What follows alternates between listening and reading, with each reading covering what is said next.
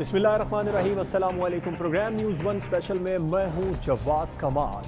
बड़े केस का बड़ा फैसला सामने आ गया है। जस्टिस काजी फायज ईसा के खिलाफ सदारती रेफरेंस सुप्रीम कोर्ट में कलअदम करार दे दिया गया और खारिज भी कर दिया गया है। जस्टिस काजी फायज ईसा को जो शोकॉज नोटिस जारी किया गया था वो भी वापस ले लिया गया। 7 जजेस ने जस्टिस काजी फायज ईसा की बीवी की जायदादों से मुतालिक जो मामला है वो FBI को भिजवा दिया है और ये जो फैसला है जस्टिस उमर आता बंदियाल ने सुनाया। फैसले में कहा गया कि प्रॉपर्टी का अलग से नोटिस जारी किया जाए। FBI जस्टिस काजी फायज ईसा की अहलिया को 7 दिन में नोटिस जारी करे और जो FBI के नोटिस हैं ये जज की सरकारी रिहाइशगाह पर अरसाल किए जाएं। FBI के नोटिस में अहलिया और बच्चे फरीक होंगे, जज नहीं। अहलिया से जायदादों की ज़राए वजाहत तलब की जाए। इनकम टैक्स कमिश्नर फरीकैन को मौका फराहम करे। अदालत ने फैसले में मजीद कहा कि जो अदालती फैसला है इससे किसी का फरीक का अपील का हक मुतासिर नहीं होगा और जज को बुनियादी हुकूक का तहफ़्फ़ुज़ भी हासिल रहेगा। फैसले में यह कहा गया कि अगर कानून के मुताबिक कार्रवाई बनती हो तो जुडिशल काउंसिल इसकी मजाज होगी। FBI फैसला करे, रजिस्ट्रार सुप्रीम कोर्ट को आगाह करे। चेयरमैन FBI रिपोर्ट पर दस्तखत करके रजिस्ट्रार को जमा कराएंगे। इस केस का अब जो कानूनी पहलू हैं वो क्या निकलते हैं, एक इजाफी नोट भी इस केस में साथ लगाया गया। इस फैसले में फुल कोर्ट के जो 3 जजेस थे जिनमें जस्टिस मकबूल बाकर, जस्टिस मंसूर अली शाह और जस्टिस याहिया अफरीदी, इन्होंने एक इजाफी नोट लिखा जिसमें कहा कि कोई जज कानून से बालातर नहीं है। जजेस को दीगर शहरियों की तरह बुनियादी हुकूक हासिल है और जजेस के हुकूक का तहफ़्फ़ुज़ करना अदलिया की जिम्मेदारी है। अब इस फैसले के बाद हुकूमत की जानिब से भी एक प्रेस कॉन्फ्रेंस की गई। मुआविन खुसूसी बराए एहतसाब शहजाद अकबर साहब ने प्रेस कॉन्फ्रेंस में ये कहा कि इस फैसले से ना किसी की हार हुई है ना किसी की जीत हुई है। अदलिया के फैसले को हुकूमत पाकिस्तान तस्लीम करती है। फैसले के कानूनी नुकात क्या निकलते हैं? क्या हुकूमत ने ठीक फोरम का इंतखाब किया था इस रेफरेंस को दायर करने के लिए? जो कानूनी माहिरीन है वो ये भी कह रहे हैं कि हुकूमत पहले FBI से भी रुजू कर सकती थी, वहाँ से तहकीकात करवा सकती थी।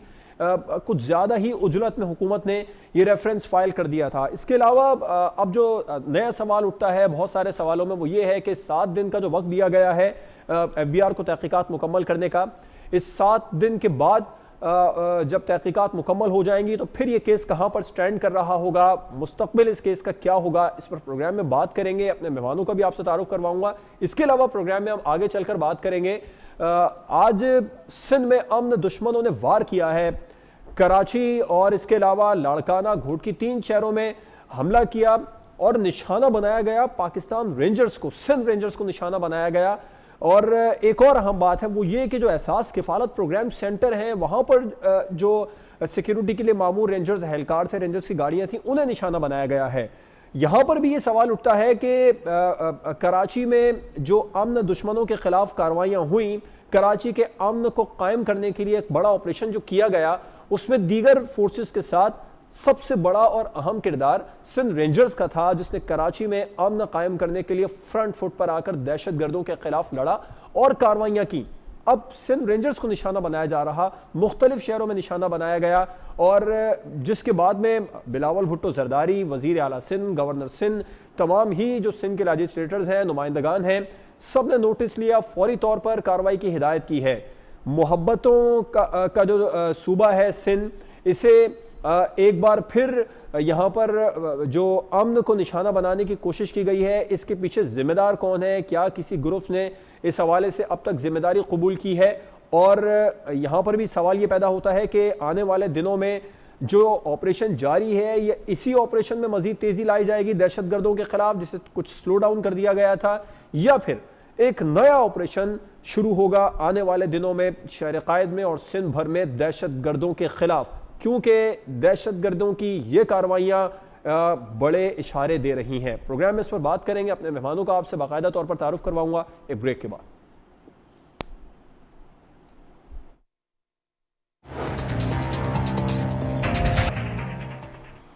Welcome back. प्रोग्राम में पहले बात करेंगे जस्टिस काजी फायज ईसा के खिलाफ सदारती रेफरेंस की, जिसे कलअदम करार देकर उसे खारिज कर दिया गया है। इस केस पर इसके कानूनी पहलुओं का जायजा लेंगे कानूनी माहिर से, लेकिन उससे पहले इसकी डिटेल जानना बहुत ज़रूरी है। ہماری سینئر رپورٹر نیلم ارشد نے اسلام آباد سے ہمیں جوائن کیا ہے، ان سے اس بارے میں بات کرتے ہیں۔ نیلم، آپ کا بہت بہت شکریہ، آپ نے وقت نکالا۔ آپ نے اس کیس کو مکمل طور پر دیکھا، تمام سماعتوں کا احوال آپ جانتی ہیں۔ آج کی سماعت اور اس کے جو گزشتہ سماعتیں ہوئی ہیں ان پر تھوڑی سی نظر ڈال دیجئے۔ بہت شکریہ جواد آپ کا۔ بالکل صدارتی ریفرنس تھا۔ اگر پاکستانی تاریخ کی بات کی جائے تو اس میں ایک بڑا اہم مقدمہ تھا صدارتی ریفرنس کے متعلق، اور اس میں جو بڑی چیز سامنے آئی ہم نے یہ دیکھی کہ پہلی دفعہ جو ایک جسٹس ہیں، جو ایک جج ہیں معزز عدالت کے، وہ کورٹ میں پیش ہو کر بحیثیت سائل بھی وہ پیش ہوئے اور ان کی بیوی کو بھی جواب دہ ہونا پڑا۔ اگر سماعت کی ڈیٹیل کے بارے میں بتاؤں آپ کو جواد، تو یہ گزشتہ سال ریفرنس دائر کیا گیا تھا جون میں پہلی دفعہ یہ موصول ہوا تھا۔ اس کے بعد جولائی میں پہلا اجلاس ہوا تھا جوڈیشل کاؤنسل کا۔ اگست میں جو قاضی فائز عیسیٰ تھے انہوں نے خود ہی سے اس ریفرنس کو چیلنج بھی کر دیا تھا۔ تاہم مجموعی طور پر ابھی تک 46 سماعتیں ہوئی ہیں اس ریفرنس کی۔ اس دوران ایک دفعہ بینچ بنا، بینچ ٹوٹا بھی، کچھ ججز پر اعتراضات بھی اٹھائے گئے تھے، اور ان ججز کی وجہ سے جو ریفرنس تھا اس میں کافی زیادہ ڈیلے کا بھی شکار ہوا۔ ساتھ ہی ساتھ یہ بھی آپ کو بتائیں کہ جو اہم چیز اس ریفرنس میں ہمیں نظر آئی اس میں یہ ہوا کہ جو سابق وزیر قانون تھے انہوں نے خود اپنی وزارت سے مستعفی ہوئے۔ مستعفی ہونے کے بعد انہوں نے بحیثیت سرکاری وکیل اس تمام تر ریفرنس کی خود پیروی کی، حکومتی وکیل کی حیثیت سے یہاں پر پیش ہوتے رہے۔ ایک اہم مقدمہ تھا تاریخ کا، اور بڑے اہم پہلو جو تھے وہ بھی سامنے آئے۔ اچھی چیز یہ لگی کہ یہاں پر جہاں پہ کچھ ججز نے اعتراض کیا اس ریفرنس پر، تو وہیں پر کچھ ججز ایسے بھی تھے جنہوں نے کہا کہ نہیں، احتساب ہونا چاہیے، سب کا احتساب ہونا چاہیے، سبھی احتساب کے زمرے میں آتے ہیں۔ تاہم آج جو فیصلہ آیا، اگر اس فیصلے کے نکات کی بات کی جائے تو ایک مختصر فیصلہ تھا جو کہ 11 صفحات پر مشتمل تھا۔ جسٹس عمر عطا بندیال نے ایک پہلے مختصر فیصلہ سنایا جس میں انہوں نے بتایا کہ صدارتی ریفرنس کو کالعدم قرار دیا جاتا ہے، اور ایک جو اہم چیز اس تمام تر فیصلے میں آج کے روز ہمیں نظر آئی کہ ایک 10 رکنی جو بینچ تھا اس میں سے جو 7 ججز تھے، 7 ججز نے ایک متفقہ فیصلہ دیا کہ ایف بی آر کے زمرے میں جو مزید انویسٹیگیشن ہے اس کو جانا چاہیے، لیکن وہیں پر 3 جو ججز تھے انہوں نے ایک اختلافی نوٹ، ایک اضافی نوٹ بھی دیا جس میں ان کا یہ کہنا تھا کہ ہم یہ بھی نہیں سمجھتے کہ یہ معاملہ ایف بی آر کو جانا چاہیے، اس ریفرنس کو سرے سے ختم ہو جانا چاہیے۔ اور اس اضافی نوٹ کے ساتھ ساتھ یہ جو 3 ججز تھے جس میں جسٹس مقبول باقر، جسٹس یحییٰ افریدی، جسٹس جو باقر علی شاہ ہیں، انہوں نے بھی یہ کہا کہ اس ریفرنس کی بنیاد پر ہم یہ قطعاً نہیں کہتے کہ ججز کا احتساب نہیں ہونا چاہیے، لیکن اس صورت میں ہونا چاہیے جب ایک بندے کے پاس کوئی ٹھوس شواہد موجود ہیں، اور اس ٹھوس شواہد کی بنا پر کوئی بھی بندہ، چاہے وہ ایک آج کے مختصر فیصلے کے بارے میں نیلم آپ نے بتایا، اگر اس کیس کے پس منظر کو دیکھیں تو 2 سماعتیں بڑی اہم رہیں، جس میں ایک سماعت جس میں جسٹس قاضی فائز عیسیٰ خود پیش ہوئے، دوسری ان کی اہلیہ نے ویڈیو بیان ریکارڈ کرایا، ان پر تھوڑی سی روشنی ڈالی۔ جی بالکل جواد، جس دن جسٹس قاضی فائز عیسیٰ بحیثیت سائل عدالت میں پیش ہوئے تھے، اس دن ان کو یہ بھی کہا گیا کہ آپ کو ایسے سائل کے طور پر پیش نہیں ہونا چاہیے تھا، جس پر جسٹس قاضی فائز عیسیٰ نے کہا کہ میرا خود کا مقدمہ ہے، لہٰذا انہوں نے یہ ضروری سمجھا کہ وہ خود سائل کے طور پر اس عدالت میں پیش ہوں۔ تاہم اس دن جسٹس عمر عطا بندیال کی جانب سے کافی اہم ریمارکس دیے گئے، اس میں یہ بھی کہا گیا کہ ججز کی جو نجی زندگی ہے اس کو پبلک لائف سے ذرا دور رکھنا چاہیے، اور قانونی نوعیت، قانونی پہلوؤں سے بھی ذرا دور رکھنا چاہیے۔ لیکن اسی دن، اسی روز جس دن جسٹس قاضی فائز عیسیٰ خود عدالت میں بحیثیت سائل پیش ہوئے، اسی روز انہوں نے عدالت سے استدعا کی تھی کہ میری جو اہلیہ ہیں وہ اس معاملے پر عدالت کو مطمئن کرنا چاہتی ہیں۔ انہوں نے بحیثیت خود عدالت سے یہ درخواست کی تھی، اور عدالت سے باقاعدہ ایک جج کی حیثیت سے نہیں بلکہ ایک سائل کی حیثیت سے انہوں نے ریکویسٹ کی کہ وہ اپنی اہلیہ کو اپنے جو تمام تر ریکارڈ ہے وہ پیش کرنے کے لیے عدالت سے اجازت چاہتے ہیں۔ تاہم عدالت نے اسی روز ان کی استدعا تو منظور کر لی، اور بڑا کوئک ریئیکشن ہمیں عدالت کا دیکھنے میں آیا۔ اسی روز عدالت نے استدعا منظور کر لی، اور اگلے روز جسٹس قاضی فائز عیسیٰ کی جو اہلیہ ہیں ان کو اجازت دے دی گئی کہ آپ آئیں اور آپ ویڈیو لنک کے ذریعے اپنا بیان ریکارڈ کرائیں۔ تاہم یہ 2 سماعتیں تھیں یکے بدیگرے جو کہ ہمیں نظر آئیں کہ کافی جذباتی بھی تھیں۔ ایک جج کا بطور سائل عدالت میں پیش ہونا، اور اگلے روز جب ان کی اہلیہ ویڈیو لنک کے ذریعے جو پیغام تھی وہ پہنچا رہی تھی، جو اپنے تمام ایسٹ سے وہ ڈکلیئر کر رہی تھی، اس میں ان کا یہ کہنا تھا کہ جو تمام تر ٹیکس ریٹرن ہے، جو ٹیکس گوشوارے تھے، انہوں نے تمام تر تفصیلات بھی دیں. اور اس دوران ایک جذباتی منظر جو ہمیں دیکھنے میں نظر آیا وہ یہ بھی تھا کہ جسٹس قاضی فائز عیسیٰ کی جو اپنی اہلیہ تھی وہ اپنا بیان ریکارڈ کراتے ہوئے، اپنی تفصیلات پیش کرتے ہوئے آپ دیدہ بھی ہوگی. لہٰذا ایک اہم ریفرنس تھا تاریخی اعتبار سے اگر دیکھا جائے. ایک جج خود کٹہرے میں کھڑا ہو کر اپنے سے متعلق جو الزامات تھے، اپنی فیملی سے متعلق جو چیزیں تھیں ان کو ڈیفینڈ بھی کر رہے تھے اور اس کے لیے کسی بھی حد تک گئے.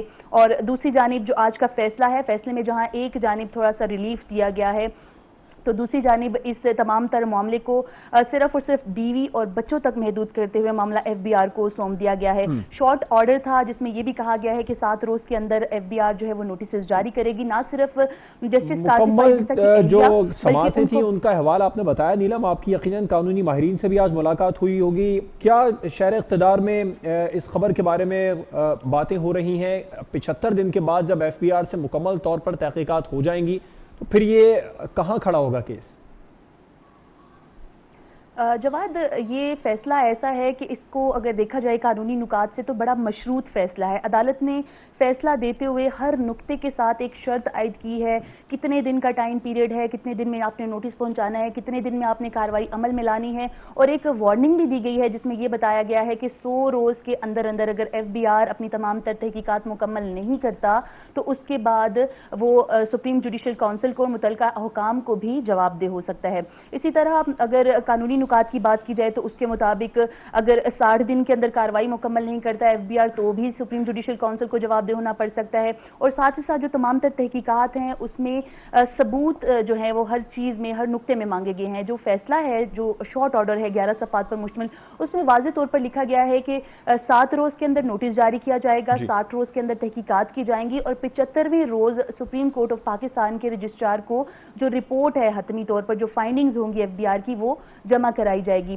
لیکن اس جو فیصلہ ہے، فیصلے میں یہ بھی کہا گیا ہے کہ جو رپورٹ ہوگی اس پر چیئرمین ایف بی آر کے دستخط بھی ہوں گے. اور فیصلے میں کچھ نکات ایسے بھی ہیں جس میں یہ کہا گیا ہے کہ چونکہ جائیدادیں جو ہیں وہ بیرون ملک سے منسلک ہیں اور ریکارڈ منگانا مشکل تو ہوگا، لیکن اس کے لیے بھی مشروط ٹائم فریم دیا گیا ہے. اور یہ بھی کہا گیا ہے کہ کسی بھی طور پر بیرون ملک ہونے کی وجہ کو التوا کا سبب نہیں بنایا جا سکتا. تاہم ایک فیصلہ جو ہے وہ بھی شارٹ آرڈر ضرور ہے. یہ کہا جا رہا ہے ابھی کہ اس فیصلے میں کچھ قانونی پیچیدگیاں ضرور ہیں، لیکن وہ جب ایک مفصل فیصلہ جاری کیا جائے گا سپریم کورٹ آف پاکستان کی جانب سے تو اس میں کافی حد تک وہ چیزیں واضح ہو جائیں گی. لیکن ایک شارٹ آرڈر جو آج جاری کیا گیا ہے اس پہ ایک جانب جوڈیشری کی ایک جو گروپ ہے، اگر ایک دھڑے کی بات کی جائے تو وہ کافی زیادہ خوش بھی دکھائی دے رہا ہے. آج بھی ہم نے دیکھا کہ سپریم کورٹ کے باہر جو مختلف وکلا تھے، ماہر تھے، قانون دان تھے، وہ بھی آئے اور اس فیصلے کو کافی زیادہ اچھے انداز میں بتایا بھی جا رہا تھا، اس کو سراہا بھی جا رہا تھا. لیکن وہیں پر کچھ ایسے بھی جو وکلا ہیں جو کہ اس فیصلے سے ناخوش بھی ہیں، ان کا بھی یہ کہنا ہے کہ اس فیصلے میں کافی زیادہ نقائص بھی تھا. ہم قانونی اعتبار سے دیکھا جائے تو اس پر جو قانونی ماہرین ہیں وہ اچھی بحث کر سکتے ہیں، لیکن ایک مکمل طور پر اگر اس ریفرنس کی بات کی جائے تو جو فیصلہ ہے وہ تو جاری کر دیا گیا ہے، لیکن تمام ابھی تفصیلی فیصلہ بعد میں جاری کیا جائے گا. نیلم ارشد اسلام آباد سے ہمارے ساتھ پروگرام میں موجود تھیں، آپ کا بہت بہت شکریہ. ایک بریک پر جائیں گے، اس کے بعد قانونی پہلوؤں پر بات کریں گے اور معروف ماہر قانون جسٹس ریٹائرڈ ناصرہ جاوید صاحبہ ہمیں جوائن کریں گے ایک بریک کے بعد.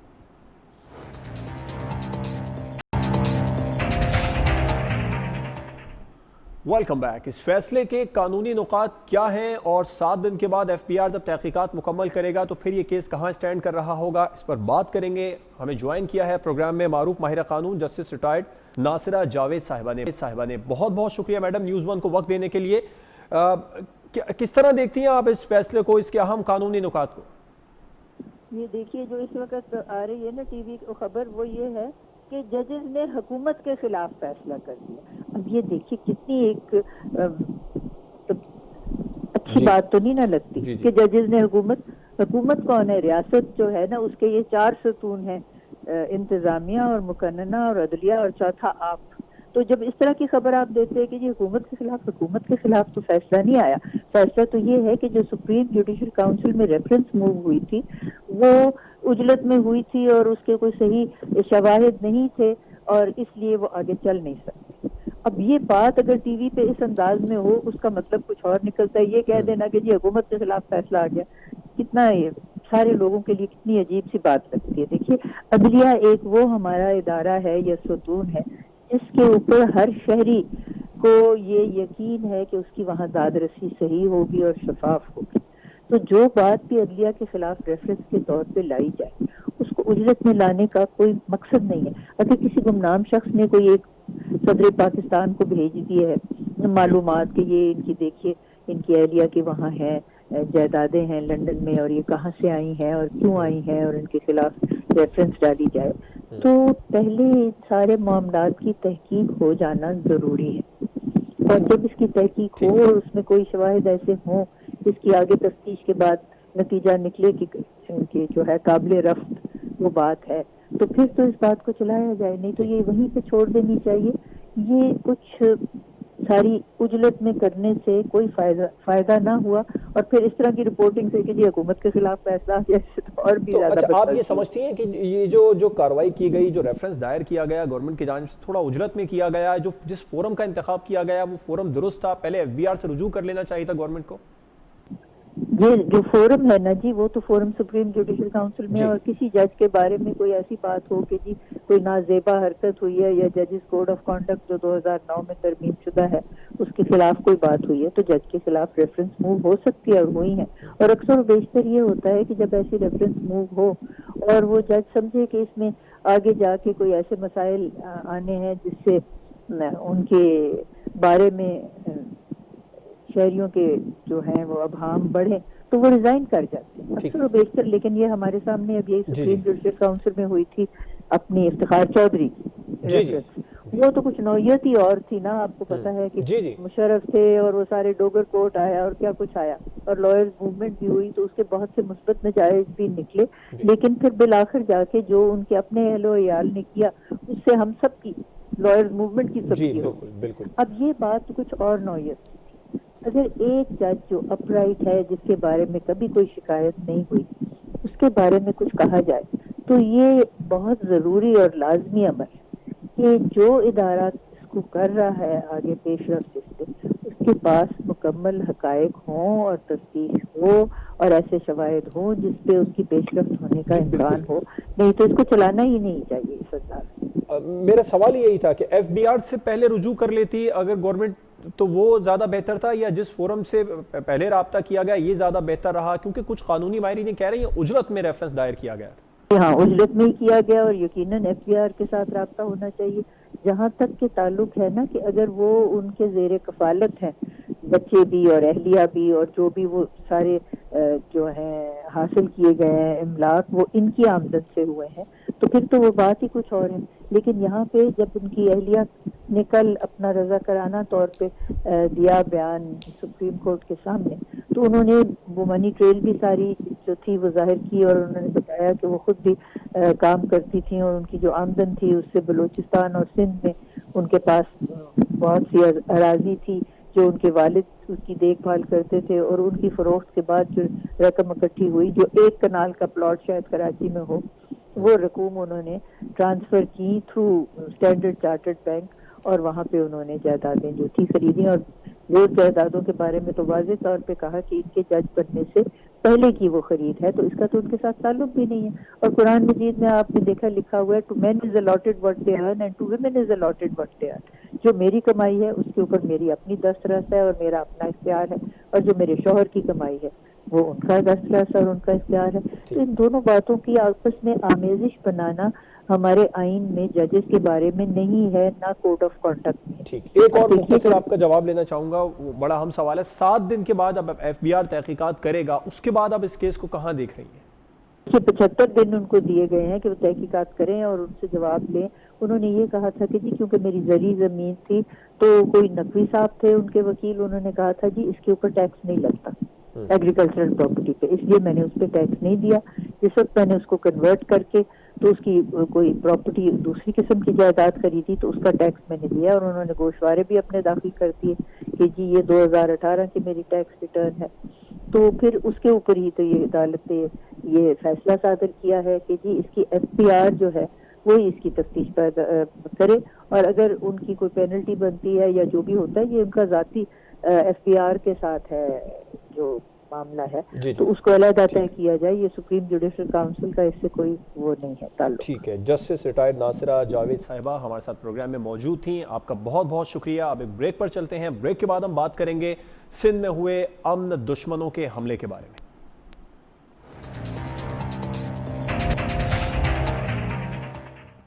Welcome back. سندھ میں امن دشمنوں نے حملہ کیا ہے اور باقاعدہ طور پر پلان اور کارروائی کے تحت یہ کارروائی کی گئی ہے.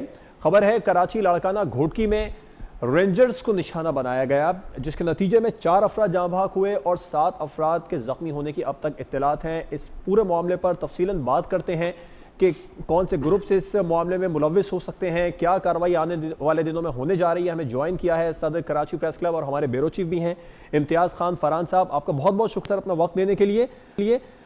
سب سے پہلے تو اب تک کی رپورٹ کیا آپ کے پاس آئی ہے اس کارروائی کے بارے میں, اس کے بعد جو کارروائی کی گئی ہے حملوں کے بعد؟ جی بسم اللہ الرحمن الرحیم.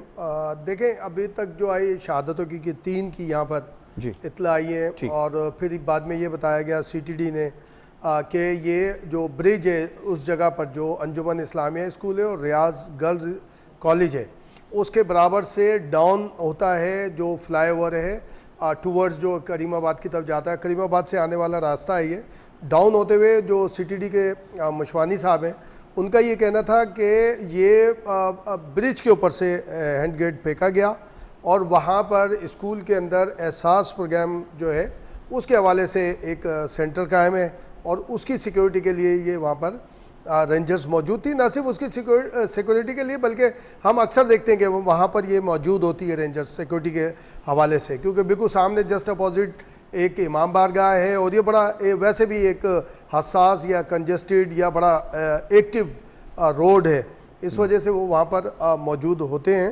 اور اس میں کئی ایک زخمی بتائے گئے ہیں, جو 7 زخمیوں کی ہمیں اطلاعات ہیں کہ 7 اس کے اندر زخمی ہوئے ہیں. اور وہی جو گھوٹکی کا بھی آپ کو پتہ ہے کہ جی جو گھوٹا مارکیٹ ہے وہاں پر بھی جو واقعہ ہوا اس میں بھی ہمارے فورسز کے جوانوں کی اور ہمارے ایک عام سویلین کی شہادتیں ہوئی ہیں, اور اب تک تو یہی اطلاعات ہیں. اور لاڑکانہ سے بھی ایک اطلاع آئی تھی کہ وہاں جو رینجرز کی چوکی ہے اس کو بھی نشانہ بنایا. آپ کے پاس کوئی ایسی اطلاع پہنچی سر اس جو حملے ہوئے ان کے بعد میں کوئی گرفتاری کی گئی ہے, وہ کارروائیاں کی گئی ہیں رینجرز کی جانب سے؟ نہیں, ابھی تک کوئی اطلاع نہیں ہے اس طرح کی. اور جو گزشتہ آپ کو یاد ہوگا آئی تھنک میں اگر کہ 10 جون کو گلستان جوہر میں بھی ایک واقعہ ہوا تھا, اس کی بھی ابھی تک ہمیں کوئی اس طرح نہیں ہے کہ کوئی بہت بڑی کامیابی سامنے آئی ہو. لیکن آج جو یہ واقعہ ہوا ہے اس حوالے سے بڑا ایک خاص ایک بات چل رہی ہے سوشل میڈیا پہ بھی, اور جو ہم آپس میں دوست ہیں جو ہمارے پورے کراچی سے لے کے ہم سکر تک جو مختلف آپس میں گفتگو کر رہے ہیں کہ ایک تو جواد آج ہے 19 جون. 19 جون کی بڑی اہمیت ہے, خاص طور پر ایک کراچی بیس یا تھا کہ کراچی 1992 لیکن وہ پورے سندھ میں تھا. 19 جون میں تو کراچی میں شروع ہوا تھا, لیکن اگر آپ بات کریں تو یہ اپریل مئی میں وہاں پورے سندھ کے اندر یہ ایکٹیو تھا اور آپریشن چل رہا تھا. اس کے بعد کراچی آیا تو اس سے بھی لنک کیا جا رہا ہے اس کو کہ بھئی یہ 19 جون کو یہ اس طرح کے واقعات کیوں ہوئے.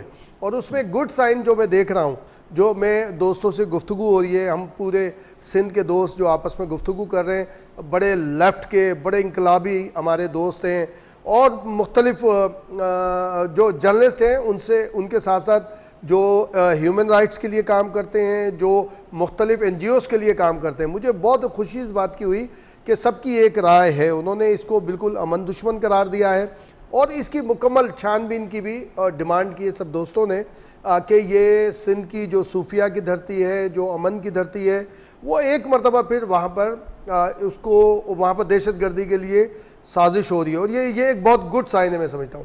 اچھا, کسی گروپ نے اب تک حملے کی ذمہ داری قبول کی ہو؟ کیونکہ یہاں پر گینگ وارز بھی کراچی میں کام کر رہے ہیں, بہت زیادہ متحرک ہیں. خیر ان کے خلاف آپریشن ہوا, کامیاب آپریشن ہوا. پھر وارن ٹیرر کے خلاف بھی کراچی میں ہم نے آپریشن ہوتا دیکھا. ابھی کوئی اطلاع ہے کسی گروپ نے ذمہ داری اس حملے کی قبول کی ہو سر؟ دیکھیں جو ایک اطلاع آئی ہے کہ وہ ایک ٹویٹ جو سامنے آیا سندھو دیش ریولیوشنری آرمی کے حوالے سے ایک چیز آئی جس میں انہوں نے شہید نیاز لاشاری کے حوالے سے ایک نام کوٹ کیا, اس کو قومی سلام پیش کرتے ہوئے اس کی اونرشپ لی ہے کہ جی ہم، اور تینوں جو یہ واقعات ہوئے ان تینوں واقعات کی اونرشپ لینے کی انہوں نے بات کی ہے اس کے اندر. تو یہ ایک نام سامنے آیا ہے اور باقی ابھی تک کوئی اس طرح سامنے نہیں آئے. اور سرکاری سطح پر اگر ہم بات کریں تو سرکاری سطح پر ابھی تک اس طرح کی کوئی بات نہیں کی گئی ہے. اور جس طرح سے سی ٹی ڈی ایکٹیو ہوئی ہے، جس طرح سے رینجرز کے جو اپنا ایک سسٹم ہے وہ جس طرح سے ایکٹیو ہوا ہے، میں سمجھتا ہوں کہ 3 سے 4 دن میں یا ود ان اے ویک جو ہے وہ ہم اس میں کوئی کامیابی دیکھیں گے. جو ہمارے ساتھی رپورٹرز نے بھی بتایا، ہمارے اپنے نیوز ون کے بھی رپورٹرز نے جو اس پر کام کر رہے تھے انہوں نے جو بتایا بعد میں، تو میں سمجھتا ہوں کہ فیو ڈیز اور ود ان اے ویک جو میں سمجھتا ہوں کہ کامیابی ہوگی اداروں کو ہمارے. ٹھیک. اچھا، یہ ایک جو آپریشن دہشت گردوں کے خلاف جاری تھا اس میں ہم نے دیکھا کچھ نرمی نظر آئی، اتنی تیزی نظر نہیں آ رہی تھی. تو آپ کے پاس کچھ اطلاعات ہیں جو آپریشن جاری ہے اس میں اب آنے والے دنوں میں تیزی لائی جائے گی؟ دیکھو جواد، یہ جو ہمارے ادارے ہوتے ہیں نا، میں ذکر کر رہا ہوں کراچی کے خلاف، جو کراچی میں جو ٹارگٹ کلرز کے خلاف آپریشن جاری تھا وہ، اور جو آپریشن رد الفساد جاری تھا، ان دونوں آپریشن میں اب تیزی لائی جائے گی؟ دیکھیں میں یہ سمجھتا ہوں کہ جو ٹارگٹ تھا وہ پورا کیا تھا ہمارے اداروں نے. اس کے بعد ایک کنٹینیو جیسے آپریشن رد الفساد کی طرح کراچی میں بھی، اور یہ سلسلہ ابھی بھی جاری ہے. اس کو ہم یہ کہہ سکتے ہیں کہ بڑے پیمانے پہ گرفتاریاں نہیں ہو رہی یا بسٹ نہیں ہو رہے. اس کی وجہ یہ ہے کہ جب یہ آپریشن شروع ہوا تھا خاص طور پہ 2016 میں، تو اس میں بہت ساری کارروائیاں ابتدائی دنوں میں کی گئی تھیں، لیکن ابھی تک ایک کوشچن ہے اور وہ ہے اسٹریٹ کرائم کا. اسٹریٹ کرائم پہ ابھی ادارے ہمارے قابو نہیں پا سکے، اور اس کی بہت ساری وجوہات ہو سکتی ہیں جو بات بھی کی جا سکتی ہے اور نہیں بھی کی جا سکتی. کہ سی سی فوٹیجز بھی موجود ہوتے ہیں، کیمراز بھی لگے ہوئے ہیں، اس کے باوجود اس طرح کی ایکٹیویٹی نہیں ہے. اور اس میں ہم نے اس پہ 1-1.5 مہینے پہلے بھی، بلکہ 2 مہینے پہلے ایک کام کیا، تو پتہ یہ چلا کہ بار بار ڈیمانڈ کے باوجود، بار بار اس کے لیے بارہا کہا جا چکا ہے، لیکن خاص طور پہ کراچی میں حساس مقامات پر بھی اس طرح سے کیمرے نہیں لگے ہوئے اور اس پکسل کے نہیں لگے ہوئے کہ جس سے فوری طور پہ کنٹرول کیا جا سکے. کراچی میں ایک آپریٹنگ سسٹم موجود ہے، جو کیمراز لگے ہوئے ہیں ان کے لیے ایک روم موجود ہے، لیکن میں نہیں سمجھتا کہ وہ بڑا ہیلپ فل ہے ہمارے اداروں کے لیے، چاہے اس میں پولیس ہو، چاہے اس میں رینجرز ہوں، یا کوئی اور جو ادارہ کام کرنا چاہتا ہو. تو کیمراز کی بہت ضرورت ہے، اور اچھے کوالٹی کے کیمراز کی ضرورت ہے، اور پورے کراچی میں ہر جگہ. ورنہ ہوتا ہی ہے جواد کہ کہیں مین روڈ پہ کوئی واقعہ ہوتا ہے، کلپٹ نے رائٹ یا لیفٹ ٹرن لیا، اندر کوئی سسٹم موجود نہیں ہے، کوئی بالکل ایسا، اور وہاں سے وہ پھر بآسانی فرار ہو جاتے ہیں. اور جو کیمرے ہیں ان سے نشاندہی بھی ٹھیک طریقے سے نہیں ہو سکتی. کوئی نیا آپریشن کا پلان سیکیورٹی فورسز کی جانب سے کیا جا رہا ہو؟ کیونکہ تقریباً 11 دن پہلے جو گلستان جوہر میں واقعہ پیش آیا، اس کے بعد میں اب آج پھر واقعہ پیش آ گیا. خدا نخواستہ آنے والے دنوں میں کچھ اس طرح کا واقعہ نہ ہو، اس سے نمٹنے کے لیے کچھ پلان ہو رہا ہے، نیا آپریشن فوری طور پر شروع کیا جائے؟ دیکھیں آپریشن آن گوئنگ ہے جواد، کیونکہ آپ نے دیکھا ہوگا ابھی 1 ہفتے پہلے، بلکہ اگر ہم بات کریں 3 سے 4 مہینے کے دوران، 3 سے 4 گروپ، کہیں ایک بندہ اریسٹ ہوا ہے، کہیں 2 یا 3 ہوئے اریسٹ، لیکن ان کا تعلق ایک بڑے بڑے گروپس کے ساتھ نکلا. اس کی وجہ یہ کہ اس میں اسلحہ بھی کافی برآمد کیا گیا تھا، اور اس میں کچھ لٹریچر بھی برآمد کیا گیا تھا. تو یہ آن گوئنگ ہے، تیز بھی ہو سکتا ہے کیونکہ اداروں پہ براہ راست حملہ کیا گیا ہے. اس کے اور یہ ہم کہہ سکتے ہیں کہ سندھ بھر میں ہوا ہے، کہ دارالحکومت کراچی سے شروع ہوا، گوٹ کی، جو کہ اگر ہم بات کریں تو سندھ اور پنجاب کی سرحد ہے وہ گھوٹ کی، اور گھوٹا مارکیٹ جو ہے وہ بڑی وہاں کی مشہور ہے. اور پھر لاڑکانہ، آپ یہ دیکھیں کہ نیوز کے حساب سے لاڑکانہ بھی بڑی اہمیت کا حامل ہے. جس نے بھی یہ کارروائی کی ہے، اس کے بیہائنڈ جو بھی ہیں بڑے بڑے کمال کے لوگ ہیں، کیونکہ انہوں نے اس نیوز کو ہائپ دینے کے لیے انتخاب ایسا کیا کہ کراچی جو دارالحکومت ہے سندھ کا، لاڑکانہ جو اس وقت اگر ہم رولنگ پارٹی کہیں اس کا ہیڈ کوارٹر بھی کہیں، اور وہاں پر اس کی قیادت بھی کے حوالے سے وہ شناخت ہے، اور گھوٹ کی سرحد کے حساب سے کہ جی پنجاب اور سندھ کی سرحد ہے، اور وہاں سے بلوچستان کا راستہ بھی جاتا ہے. اچھا، 2 بڑے اہم سوال ہیں سر. اب ایک تو یہ کہ کراچی میں جو حملہ ہوا ہے وہ احساس کفالت پروگرام کے دفتر کے باہر ہوا، اور دوسرا یہ کہ رینجرز وہ فورس ہے دیگر فورسز کے ساتھ پولیس کے ساتھ مل کر اس نے بڑا اہم اور متحرک کردار ادا کیا کراچی میں جو دہشت گردی جاری تھی اس کے خاتمے کے لیے. یہ کس جانب اشارہ ہے رینجرز کو ہی تواتر کے ساتھ نشانہ بنانا؟ دیکھیں یہ جواد یہ جو آپ نے سینٹر کے حوالے سے بات کی بالکل صحیح ہے، لیکن چونکہ دو اور واقعات جو ہوئے اب وہ رینجرز کو نشانہ بنایا گیا تو اس لیے یہاں پر ہم یہ بات کہہ سکتے ہیں کہ رینجرز ہی کو نشانہ بنایا گیا تھا.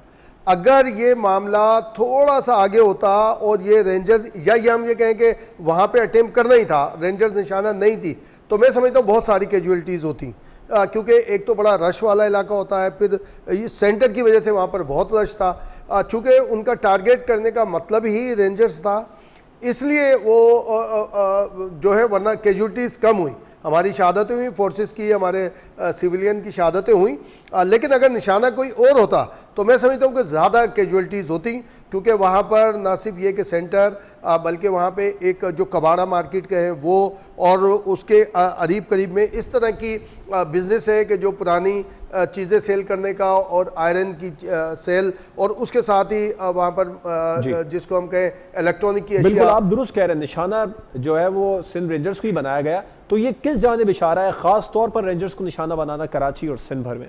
دیکھیں یہ باتیں دو سے تین سائڈ کہی جا سکتی. ایک تو یہ ہے کہ کیا ایکٹیویٹی پھر سے شروع ہو رہی ہے، جو ٹیررسٹ ہیں یا اور بھی جو معاملات ہیں اس کے حوالے سے کہ گروپ سے کیا وہ دوبارہ ایکٹیو ہونا چاہ رہے ہیں. اس کی وجہ یہ ہے کہ آپ نے ہندوستان میں اسمبلی کے اندر اسپیچز سنی ہوں گی اور کئی ایک میڈیا پہ آ کے جو ہندوستان کے مختلف جو اس وقت جو حکمران جماعت ہے اس سے تعلق رکھنے والے وزراء اور یا پھر رہنماؤں نے یہ بات بارہا کہی ہے.